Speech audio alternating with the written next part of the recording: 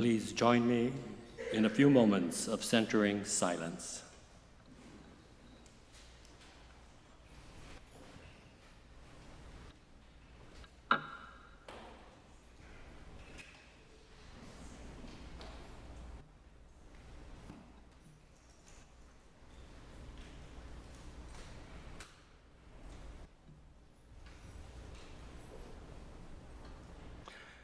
And now, please remain seated and join in singing our in-gathering hymn found in your order of service. Voice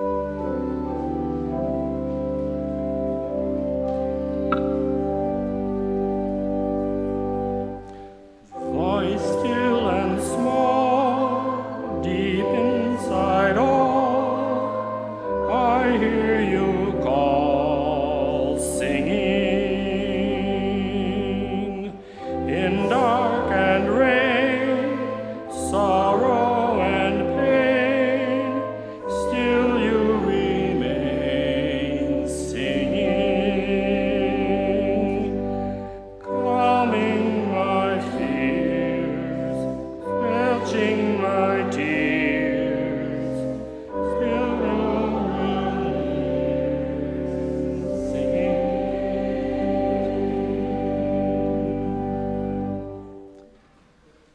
Good morning and welcome to the First Unitarian Universalist Society of Madison.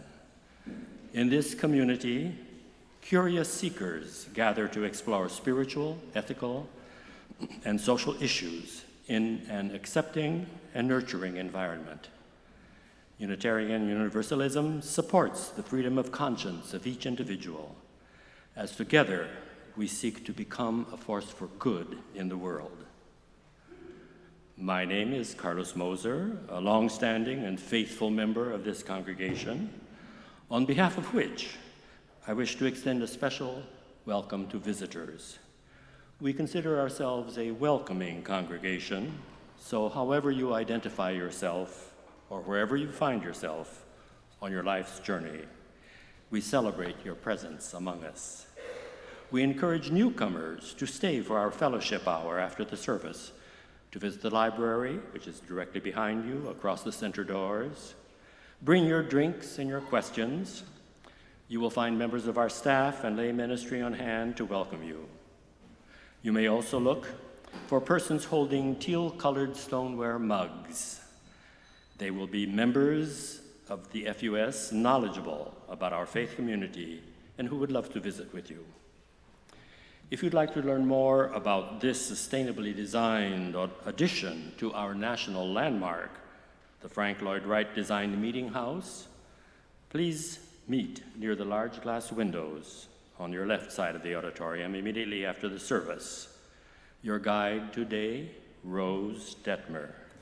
And we welcome children to stay to the service, but if the child needs to talk or move around, we recommend the Child Haven just behind you, or the Commons are good places to visit where you can still hear and see the service. And speaking of disruption or noises, please take time now to silence your electronic devices. All of you probably have at least one that might cause a disturbance during the hour. Now I take pleasure in acknowledging the following individuals who help our service run smoothly. There are many opportunities for volunteering in our society, not only in this service, but in helping with, for instance, the search committee for the new replacement music director, or selling books, or in charge of the Monday night FUS meeting. But the volunteers who actually help us today are the tour guide I mentioned, Rose Detmer, hospitality for your drinks, Jean Hills. The ushers are Douglas Hill and Tom Dolmage. The greeters upstairs were Elizabeth Barrett and March Schweitzer. In charge of sound, giving me such elegance here, is Maureen Friend, and our lay minister is Anne Smiley. Thank them and consider volunteering yourself. You may ask any of them how to do so. The notes in the red floors include, in addition to that, I do want to say something about solar panels. Putting solar panels on your home is a great way to lower your energy costs, and you get to switch to a clean, renewable energy source that can feel good about your years to come, that can make you feel good. This summer, Madison, spelled S-U-N, Solar Group, is bringing together Madison area residents to install solar at their homes for a negotiated low price. This free event at the First Unitarian Society will cover everything you need to know about going solar at your home, including solar energy fundamentals, how much it costs, tax credits and incentives, answers to common questions. Join us and bring a friend. Our speaker today is Nancy Vedder-Shults, a longtime member of the Society. You have often seen her as one of the 3 sopranos or singing in the Society choir. In 2013, Nancy was named one of the wisdom keepers of the goddess spirituality movement, alongside such luminaries as Alice Walker, Starhawk, Lynn Andrews, and Sue Monk Kidd. As the theological columnist for Sage Woman magazine and blogger for the Tikkun Daily and Feminism and Religion, she has often offered spiritual growth, keynotes, workshops, and classes since 1987. Nancy honed her speaking and workshop skills in the emerging field of women's studies at the UW-Madison from 1975 to 91. Her muse then nudged her out of academia to record Chants for the Queen of Heaven with the help of a Feminist Theology Award from the Unitarian Universalist Women's Federation. She is a writer, educator, workshop facilitator, and musician whose work has focused on empowerment and spiritual growth. She is most recently the author of The World is Your Oracle, published by Fair Winds Press in April of this year. She will be speaking about her new book today and offering an FUS class on it in October. I recommend you buy it. She also asked me to tell you that she has started blogging about The World is Your Oracle, offering oracular tips and history. So if you already own it, but have not signed the mailing list, please come to her table in the Commons and sign up, and there you can own it. So again, a warm welcome. We hope today's service will stimulate your mind, touch your heart, expand your understanding, and stir your sluggish spirit.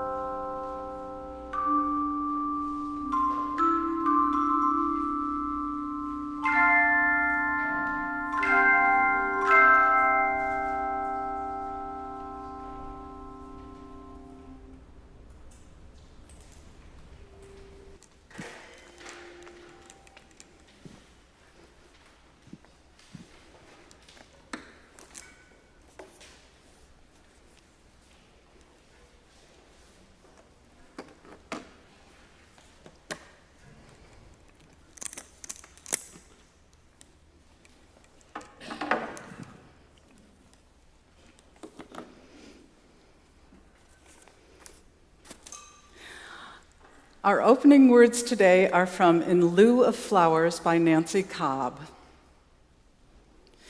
A wisdom as constant as the North Star shines within all of us. It's always present, waiting to be tapped, waiting to guide us, to advise us. We need only use it to prevent its atrophy. No matter what our background, profession, color, or religion, employing this universal compass, this innate sense of what we know to be true, will help us to establish a lifelong foundation, a place we go to recover our sanity and to regain our balance. And now please rise in body or in spirit for the lighting of the chalice. You will notice that this is a responsive reading, so please read the bold words. Let us worship with eyes and ears and fingertips. Let us love the world through heart and mind and body. We feed our eyes upon the mystery and revelation in the faces of our brothers and sisters. All life flows into a great common life if we only open our eyes for our enemies. Let us worship, not in bowing down, not with closed eyes and stopped ears.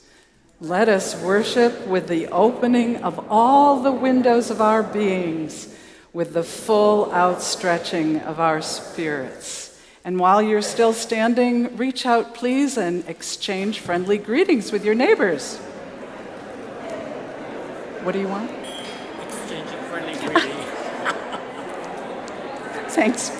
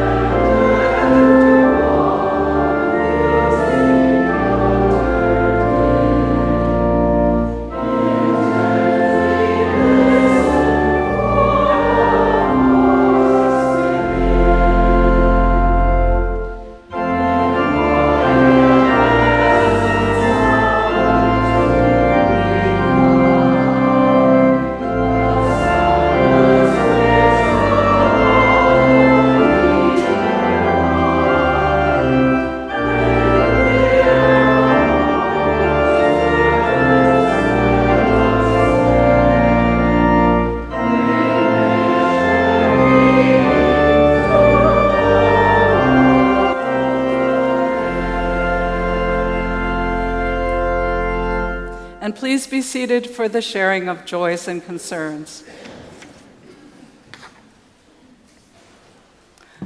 Once a month, we gather generally to set aside a few moments at the first part of our service for the sharing of joys and sorrows. This is a time for members, friends, and visitors to the congregation to relate to the entire gathered community here some special event or circumstance that has affected your life or the life of someone close to you. As Michael always reminds us, these general announcements and news items and partisan appeals are discouraged during joys and sorrows. So for this next few minutes, Anyone who wishes is invited to step to the front of the auditorium and light a candle in one of the 2 candelabras to my left and my right, and then using the microphone provided by Anne Smiling, our lay minister, please share your name, if that feels comfortable, and a brief message. Please note that our services are live cast, so listeners are not restricted just to those seated in this room. You may also wordlessly light a candle of commemoration and simply return to your seats. And I'd like to start us off today because I have had 2 major births in my life recently. One of them is The World is Your Oracle, which is right down here. It better be, because I'm going to be reading from it. But more importantly, 5 weeks ago, Mark and I were blessed with a new and our first grandchild, Leo Lyndon Steinman. And yes, thank you, Anne. Could you please put 2 candles? Oh, you did it. Great, wonderful. And, Mark fixed everything in our daughter's house. We cooked, we cleaned. I made sure that she got out for walks because she had a C-section and needed to get healing, which she is doing very well because she's a yogi. But I think we actually gained more than they did because we were, for 2 weeks, inside their love bubble. Because those 2 parents absolutely are head over heels in love with their little boy. So now I open the floor to the sharing of other significant matters in our lives.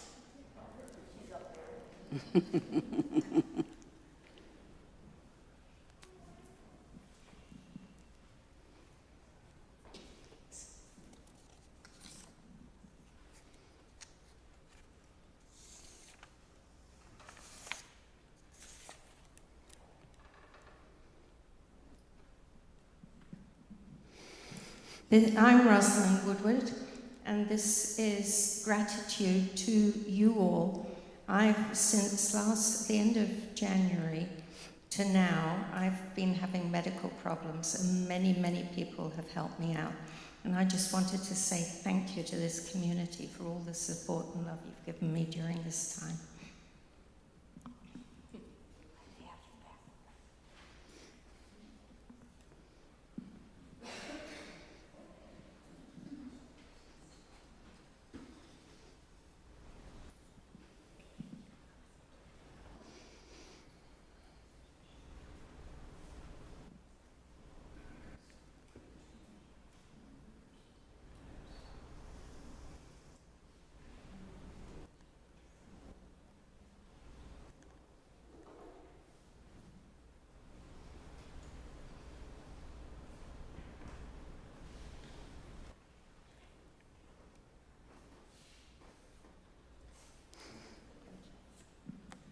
So we just wanted to express gratitude. We went to Suzuki Camp this past week, and we were able to spend a whole week together, and we learned so much, and we're just so grateful for the teachers and the opportunity to do that.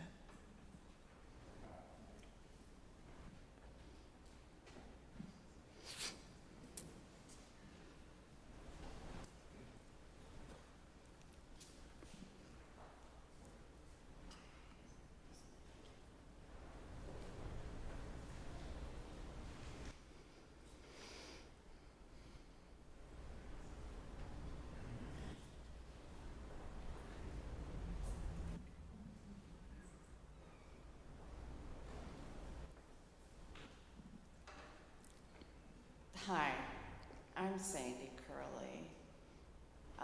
My son passed away in March 7th, and I'm here because I'm very curious. I have a curious mind, and I came to a meeting here of bereaved parents, so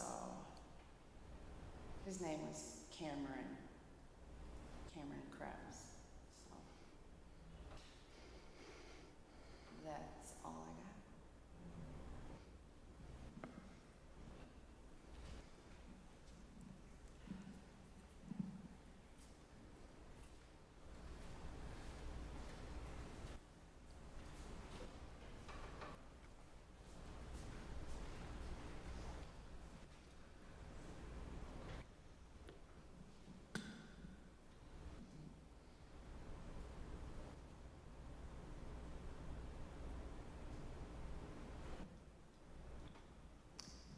My name is Laura, and I light this candle today for my sister-in-law who's recently diagnosed with breast cancer. So we're praying for her, and also for the joy of the weather, which has been, Mother Nature seems boundless in her wonder.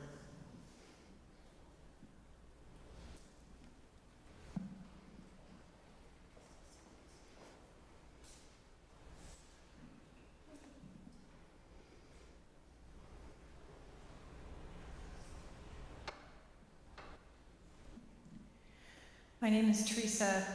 I want to light this candle in commemoration of the life and the passing of my grandfather's half-sister, Dixie Kaufman-Zare. There was a divorce, and there was kind of bad feelings between the two branches of the family. And I had always been kind of sorry about that. I had just started to have some email communication with her when she suddenly died. It's one of those feelings of regret for missed opportunities.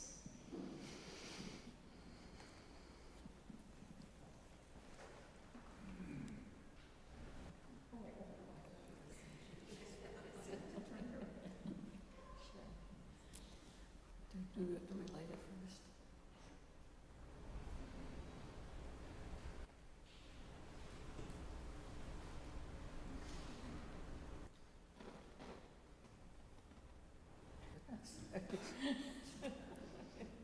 Good morning, I'm Carolyn Waxler, and I have what will eventually be a joy, but right now is a kind of painful and difficult time for my sister, who is recovering from knee replacement surgery.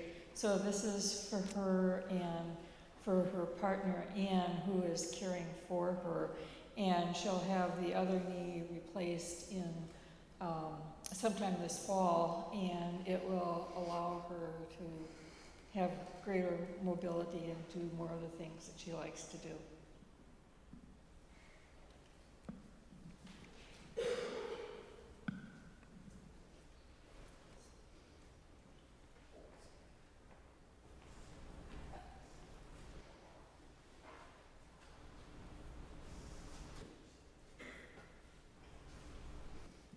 This candle is for the Reverend Leslie Chartier. She was ordained in Corvallis, Oregon on July 16th, and many of you will remember her as the partner, now wife, of Diana Vesmar Bailey, who worked here years ago. It was a wonderful service. That's really good tidings.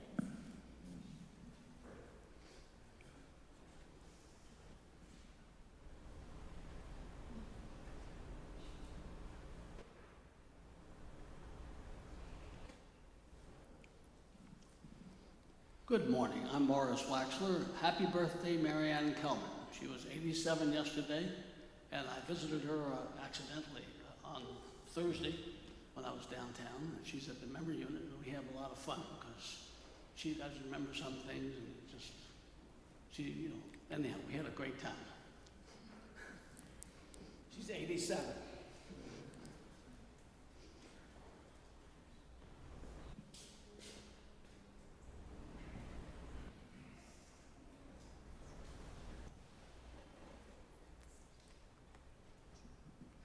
My name is TK Browning. With my partner Kate, my two kids, we were members here from 2012 to 2014. I've been for seminary for the past 3 years, and I'm excited to start as the ministerial intern on Tuesday, and I'll be here for the next year.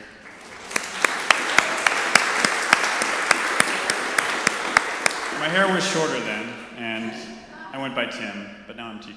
Now I'm here. Still tall. I'm still tall.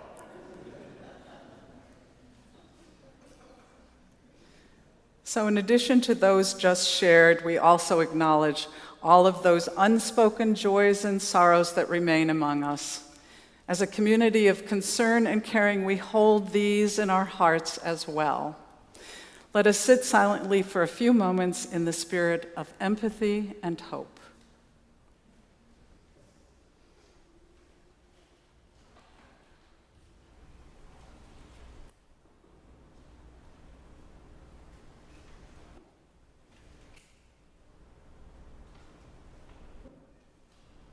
And now you may rise in body or in spirit for the singing of hymn number 184. And since it's time for the kids to leave for summer fun, we will be singing it 3 times through. Be ye lamps unto yourself.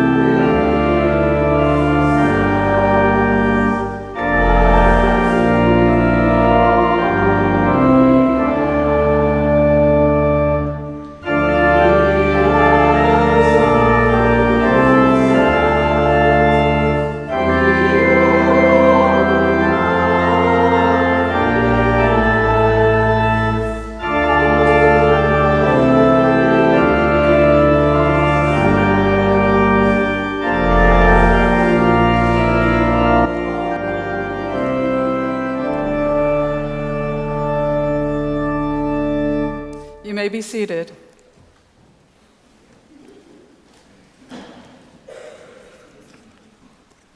So today I'm going to read from my book, The World is Your Oracle, Divinatory Practices for Tapping Your Inner Wisdom and Getting the Answers You Need. I gave the title to the book. My editor gave the subtitle to it. It's very long. So what's an oracle? From the ancient Greeks to modern-day North Americans, people from cultures all over the world have gained insight into many questions by using oracles. These divinatory practices have been performed at times when significant decisions needed to be made. For instance, to establish new capital cities, to choose religious leaders, to create inventions, to dig wells, to write poetry or music. But more importantly, they can help any person in their daily life to stay happy and healthy. So first, what is an oracle?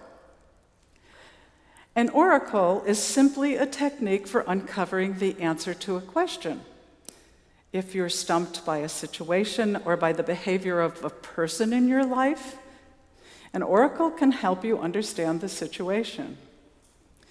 If you can't figure out how to proceed when it comes to crucial decisions at work or at home, an oracle can give you advice, that is, not device.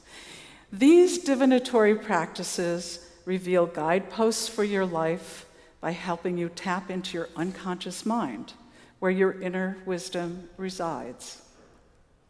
After all, your conscious, analytical mind only has access to the tip of the iceberg when it comes to your thoughts and your experience, but your unconscious contains much more beneath the surface of your day-to-day mindset.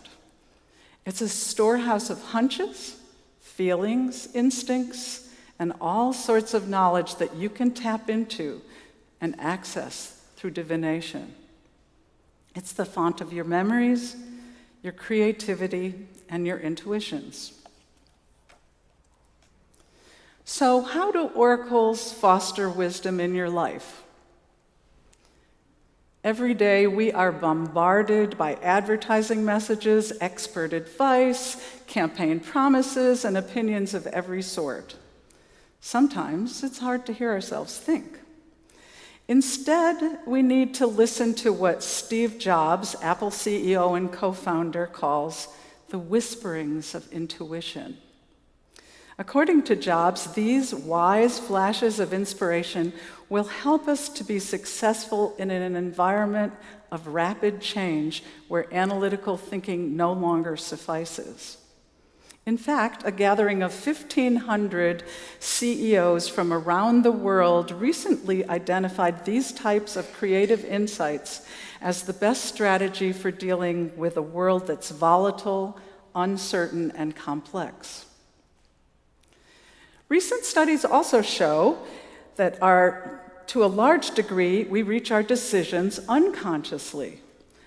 Our unconscious mind constantly monitors our unconscious and our internal and our external environments, and when it judges the information gathered to be important enough, it engages the conscious mind, and we become consciously aware of something. Oracles can put us in touch with our unconscious wisdom sooner, so we don't have to wait out those times when our analytical mind is stuck in a rut. On a more personal level, I've found that a good oracle puts you in touch with yourself. It lets you discover your motivations, your feelings, and your thoughts about any question that you're exploring. It also helps by alerting you to your hidden wishes and fears, those aspects of your personality that might sabotage your conscious choices unless you know about them and take them into account. Once you're aware of the beliefs that are operating beneath the surface of your mind, you can factor them into your conscious decisions just like any other conscious thought. Oracles can guide your life with a sure hand when you flounder. They can help you set priorities, meet challenges, and find creative solutions to your problems. At times, a divination can even point to an outworn habit that you need to discard, or can encourage you to take a risk that you might be too timid to tackle on your own. Oracles can provide information that you need, warn you of possible dangers, and inspire you in your professional and creative work. The World is Your Oracle, this book I'm holding in my hands, invites you to tap into your inner wisdom in a variety of ways. For instance, you can read the patterns in the stars. You can listen to a fire sing as it burns. You can flip open a book and read the first phrase that catches your eye. While writing this book, I opened a nearby volume and read, "Listen to the cry of your own heart. Something wonderful is being said." I loved that. So finally, I think we all long to be touched by something greater than ourselves, and divination provides that experience. The ultimate aim of an oracle is exactly that, to open us up to a sense of wonder. Our lives can be imbued with a richer significance as a result of being brushed by the mystery of divination, as we experience ourselves in relation to something larger than just our routine lives.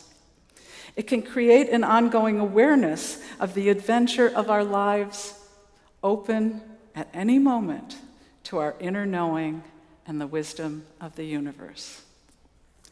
Thus endeth the reading. So we now have special music by this special group of chimers.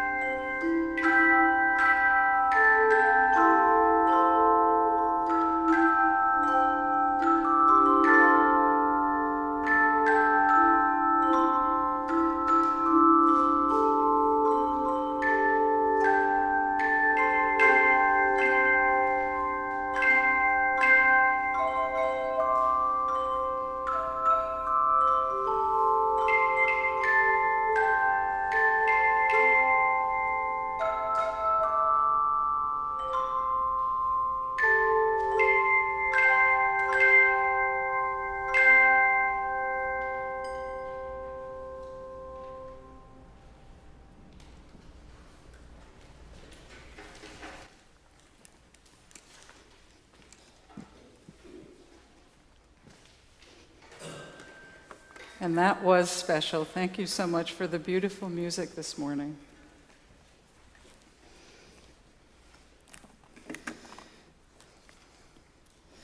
While I'm talking today, I'll be showing the paintings that my daughter Linnea did to illustrate the 40 different oracles that are in our book, The World is Your Oracle.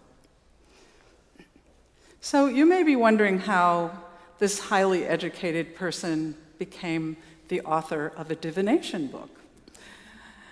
I was raised in a family of medical people. My dad was a veterinarian, my mother was a nurse, and they were both scientists at heart with a thirst for learning. As a result, I grew up believing that rationality was the sole source of wisdom and that education was the pathway to get there. But in my 20s, I began to have mystical experiences which I couldn't rationally explain. At that time in my life, I certainly didn't consider myself psychic, and I still don't. But I began to realize that everyone has intuitive experiences. So I set out to discover how to develop my own intuition. As strange as it might sound, I began by reading tarot cards during the most rational period of my life while I was studying for my PhD about 40 years ago. I approached the cards from a fairly logical point of view, regarding them as a psychological Rorschach test for the questions that I was looking at. In retrospect, this was my first step towards comprehending insight triggers, those experiences that can precipitate understanding. And it was also my first step to understanding how we co-create interpretations of oracles and even the oracles themselves by coming up with associations that make sense to us. Spending time with other practitioners of divination, I was introduced to more open-ended and therefore more advanced oracles, techniques that depended on accessing the wellspring of my own intuition through a state of inward focus. I also began to realize that people use different senses to access their inner wisdom, the predominant ones being the visual, auditory, and kinesthetic, and that actually became the backbone of my book. The divination techniques are divided into visual, auditory, and kinesthetic techniques.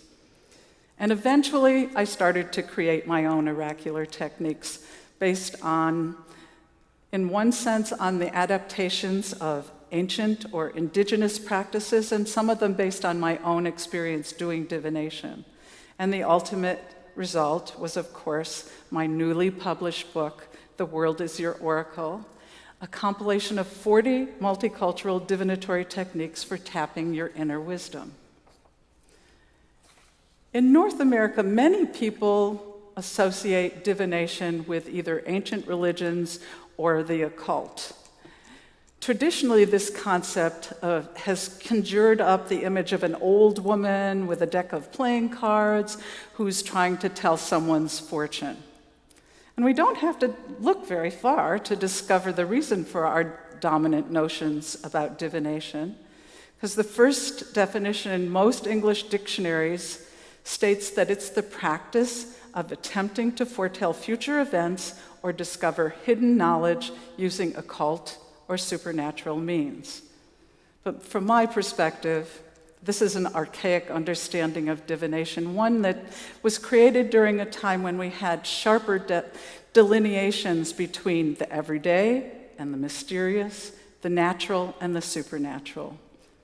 Instead, I define divination as the active use of our intuition, employing a variety of methods for getting in touch with our inner knowing. Seers and sages have done this for centuries, perhaps even millennia. They've known that in order to answer questions that baffled them, they had to let go of their narrow, habitual responses to situations and to the people around them, as well as to the questions that they faced. To do this, they often performed divinations. In the mental state created by divination, new ideas popped into their awareness making these adepts the first to perfect what we now call thinking outside the box. With breakthroughs in modern technology, we now know why. Research has begun to shed light on how divination acts to facilitate aha moments, those creative insights that seem to come to us spontaneously out of the blue. Brain imaging technology using electroencephalograms, EEGs, and functional magnetic resonance imaging, fMRIs, have shown that flashes of inspiration like this occur when a person's brain is in a particular state, and this is exactly the frame of mind that divination facilitates. So in order to understand these eureka moments, we have to take a step backwards and look at how the mind normally works. Neuroscientists have discovered that every idea in the brain has associations with other thoughts, so that each calls to mind the next, and then the next, and the next, until you have a stream of consciousness. Some of these associations are remote, and as a result, they're unlikely to come to mind. We call these associations unconscious. In contrast, many associations are almost automatic, and we call these thoughts conscious. When we're in our normal mindset, use our conscious analytical mind, our thoughts remain wedded to the most obvious associations that we have, associations from our experience, from our reading, and from the ways that we believe the world works. Most of the time, this mental box, created by these seemingly self-evident associations, allows us to anticipate and understand our lives rapidly. It's sort of like a triage system that allows us to prioritize the likelihood of meaning in any particular situation. But these habitual associations also limit our thinking, causing tunnel vision at times. This can be detrimental when we're presented with new challenges in our lives. When we become stuck in our thinking, that's when we need an aha moment or a divination to free our thoughts. Then our minds can associate with the more remote ideas found in the unconscious, allowing new understandings to surface into our conscious awareness. So how does this happen? Most recent research has demonstrated that aha moments happen when two conditions are met.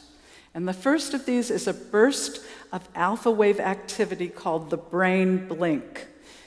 This sudden increase of alpha waves in the occipital or vision processing lobe of the brain at the back of your head diverts awareness from a person's surroundings and reduces mental distractions. This is what scientists call optimal inattention. Optimal inattention allows the brain to ignore the noise that's always present in your mind so that you can become aware of less obvious unconscious thoughts. And thanks to this neural diversion, novel ideas can bubble up into awareness. This experience is very similar to the situation where someone asks you a question that's hard for you to answer, and you either look away or close your eyes in order to not be distracted by their face or other extraneous factors. The brain does exactly the same thing. When you're asked something challenging, an answer might already be activated at an unconscious level, but there's always a lot of noise and distraction so that you can't retrieve it unless you have a brain blink. So if we survey divination techniques from around the world, we find that they operate in a similar way. The state in which divination takes place, sometimes meditative, sometimes euphoric, sometimes involving what is known as brainwave entrainment, which I will talk about later when I get to drumming, is in each case distinguished by alpha waves in the occipital lobe of the brain, exactly where the brain blink takes place. In addition, the very techniques of inward focus that are fostered by divination are designed to suppress unnecessary sensations or thoughts. In other words, they're designed to create optimal inattention. The wisdom keepers of the world realized this long ago. They knew that in order to tap into their inner knowing, they had to walk in the woods, meditate, drum, or dance ecstatically. All techniques that I have included in The World is Your Oracle. In other words, neuroscientists have recently discovered what ancient and indigenous seers have known for a long time. The glare of the external world can block insight. So that's the first necessary condition. The second mental condition that characterizes an aha moment or a successful divination occurs when a spark of inspiration flashes from the unconscious mind into consciousness. And on EEG and fMRI scans, this burst of activity happens in the right temporal lobe, directly above your right ear. The brain's right hemisphere, we know, is where these flashes of insight occur, and it's also been shown that it's the major origin for creative thoughts. And the reason for this is because it has a much larger number of associations with any concept or problem. So with the help of optimal inattention and the alpha waves that produce it, the brain sets aside the left hemisphere's habitual and boxed-in thinking so that it can tune into alternate interpretations from the right hemisphere and think outside the box. While science is just beginning to chart flashes of insight in the brain, people all over the world have been using divination techniques for centuries, if not millennia. So I want to look at a couple of these techniques, this wide variety of techniques that ancient and indigenous people have used for oracular insight, and that I've also included in The World is Your Oracle, to see how they work scientifically. So the first one we're going to look at is shamanic journeying. Indigenous traditions the world over have performed shamanic journeys as a means of divination. And 30 years ago, anthropologist Michael Harner re-examined a large number of these divination practices and discovered many similarities among them: rapid drumming, ritual dance, and communication with a person's animal spirit or spirit guide. What he did then was to distill down these methods into an oracular technique that is called core shamanism. And this is a practice that now has thousands of proponents in North America. So taking a shamanic journey is an imaginative process that's much like daydreaming. You close your eyes, you become relaxed, and you drift off into another world. The steady heartbeat rhythm of shamanic drumming helps you to float into this altered state of mind. And in this mindset, you imagine a world known among shamanism practitioners, especially core shamanism practitioners, as the lower world. There's also the upper world, but in my book, I only included a journey to the lower world. Here, in the lower world, you meet a creature of some sort who becomes your spirit helper. Often called your power animal, this being will escort you on an adventure to help you find insight into your oracular question. So, from a scientific viewpoint, there are 3 different ways that this technique works. First of all, it separates you from your everyday perspective, your normal analytical mindset.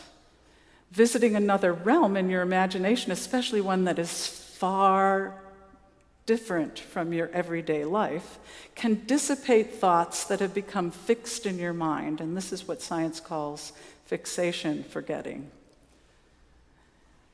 You see, thinking is almost always associated with the contexts in which you have thoughts. For instance, I'm upstairs and I'll go, oh, I need to get my iPhone.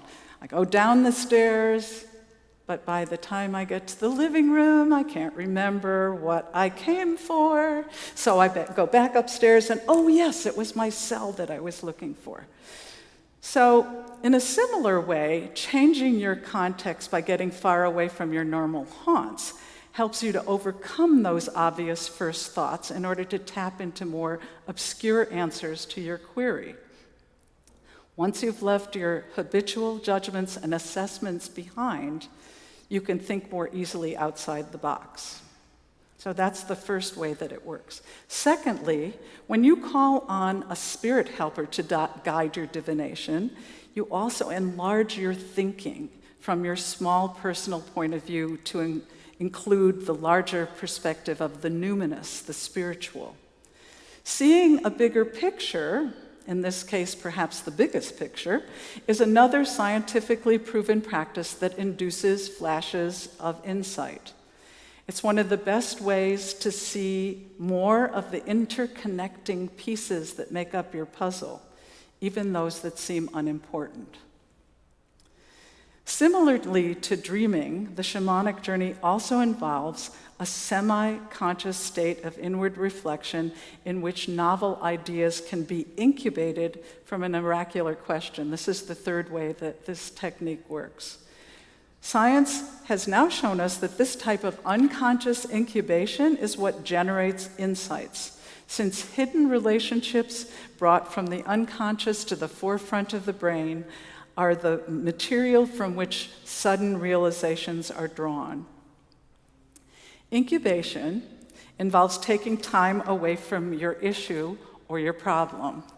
The further away you get, the better.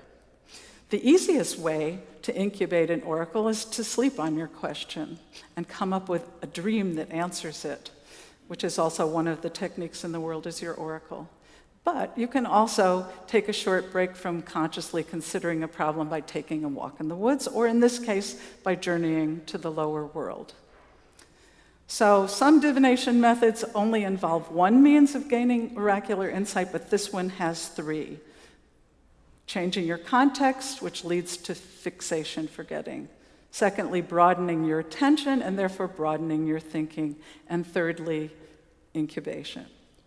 So let's look at a second divination practice and see how it functions from a scientific viewpoint. Candle oracles have existed since antiquity. Depending on how the candle was used, the ancients called these divinations capnomancy, which was watching for signs in the patterns made by the candle's smoke, ceromancy, which is dripping melted wax into cold water and then looking at the images as insight triggers for a new concept or thought, and lichnoscopy, which is noticing the appearance, color, and movements of a candle's flame in order to discover the answer to an oracular question. Candle magic was found all over the world in Christian and Jewish contexts, especially in the Middle Ages. It's still found all over the Far East, for example, in Tibet, and you can find it today in African American hoodoo practices. In The World is Your Oracle, I decided to incorporate a candle divination that I created. It's called Light Illumines Your Inner Well, and it's for sure the most sensual and yummy divination technique in the whole book. In order to discover deeper insight with this technique, what you do is you relax in a warm bath with the water running, and let the candlelight that is reflecting off of the water mesmerize you into a state of greater openness to your inner knowing. Light Illumines Your Inner Well uses sensory restriction in three ways, actually, to allow the person undertaking the oracle to look inward. The running water produces a type of white noise that blocks other sounds from being heard. The warmth of the water makes it more difficult to feel the boundaries of your skin, and therefore restricts your feeling of touch. And the dim lighting limits your vision. The most recent research demonstrates that all three of these ways of restricting the senses can induce a powerful pull towards deep receptivity. And in each case, the sensory restriction cuts you off from your environment and draws your focus inward.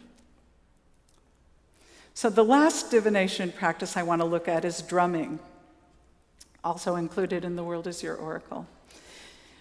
People everywhere, all over the world, have literally tapped into their inner wisdom using these rhythm instruments. In Africa, in Europe, in Asia, in Australia, and in both North and South America. In fact, the discovery of drumming's oracular properties probably occurred within shamanic circles in the Paleolithic era. Shamans from Asia and the Americas used drums, and they still do today, to transcend ordinary consciousness in order to travel to the spirit world and find divinatory guidance.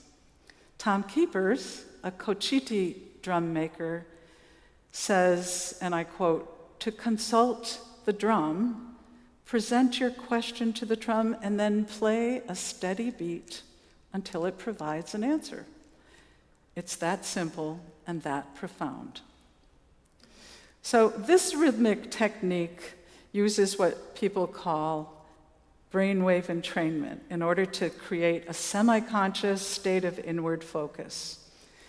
Entrainment can be defined as synchronizing the body's rhythms with some sort of outside rhythm. And consistent rhythmic stimuli, like those of the fast-beating drum, can synchronize the brain's waves to these same rhythms, and inducing a deeply relaxing state of altered consciousness.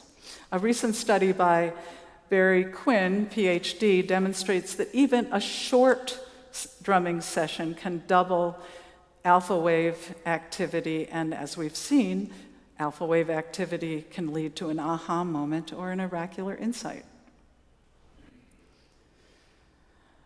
So when people reach out to an oracular technique for answers, they're usually feeling frustrated and upset about the issue that faces them. Usually you're stuck in some way.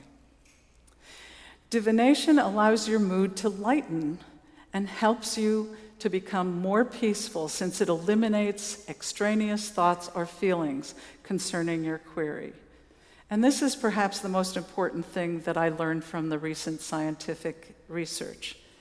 You actually need to create a positive mood in order to get beyond your prior fixed ideas.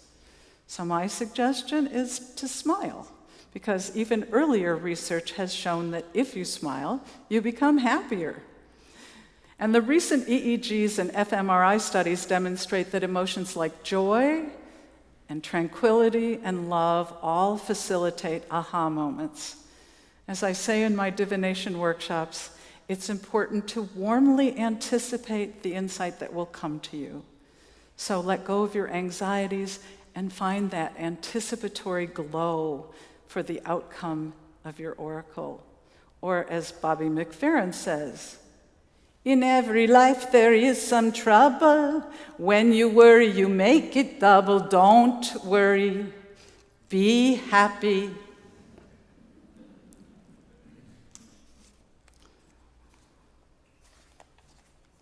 So now it's time for this morning's offering, and I think this community means a lot to many of us, so please give generously.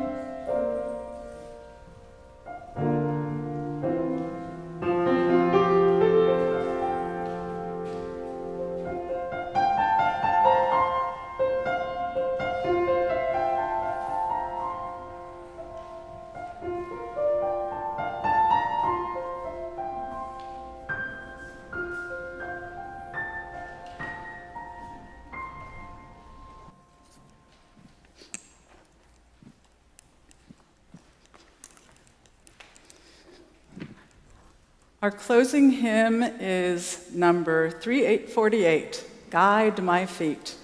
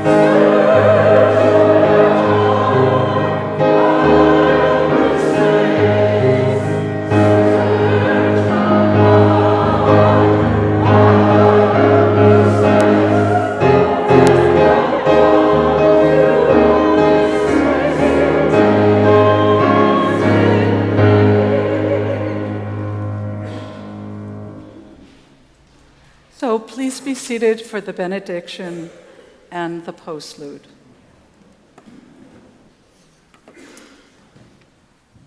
We receive fragments of holiness, glimpses of eternity, brief moments of insight. Let us gather them up for the precious gifts that they are, and renewed by their grace, go our ways in peace. Blessed be, and amen.